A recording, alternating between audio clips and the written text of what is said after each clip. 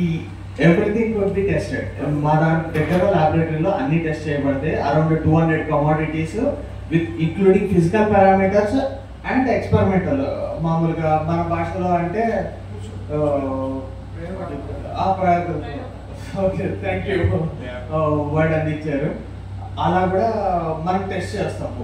Maximum కొన్ని స్పైసెస్కి మాత్రమే మనము ఫిజికల్ అపియరెన్సెస్, పిన్ హెడ్స్ అవి చూసుకొని చేస్తాము. ఇప్పుడు టర్మరిక్, చిల్లీ పౌడర్ వీటికన్నిటికీ కూడా మనం అడల్టరేట్ అయిందా లేదా, లేకపోతే ఏ క్వాలిటీ.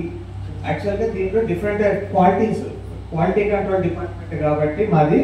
సో మేము ఏదైనా స్పెషల్ గ్రేడా, స్టాండర్డ్ గ్రేడా, లేకపోతే it's not consumable by the కన్జ్యూమరా, అవన్నీ కూడా మనం టెస్ట్ చేసి if a sample fails then we report to the marketing division, they take the necessary actions. Okay, so మా దగ్గర అయితే ప్రెసెంట్గా అరౌండ్ 200 కమోడిటీస్ వరకు టెస్ట్ చేసే ఫీజిబిలిటీ ఉంది. Okay, I show you.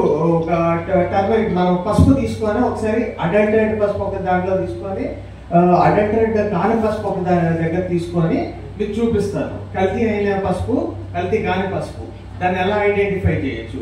ఇదేంటంటే నేను ఇప్పుడు కాన్సన్ట్రేటెడ్ HCl వాడుతున్నా, కానీ ఇది మామూలుగా కాన్సన్ట్రేటెడ్ కాకపోయినా కూడా మన ఇంట్లో మామూలుగా మన స్లాబులు కడగడానికి ఇవన్నీ కూడా హార్పిక్ కాకుండా మామూలుగా ఇంతకుముందు యాసిడ్స్ వచ్చేవి చిన్నవి, ఆ యాసిడ్స్తో కూడా మీరు పర్ఫామ్ చేసుకోవచ్చు ఇవి. ఓకే, అది కొంచెం హార్మ్ఫుల్, కానీ దట్స్ నాట్ ఏ మొత్తం అంత మేజర్గా ఏం మీకు హామ్ అంతా చేయదు.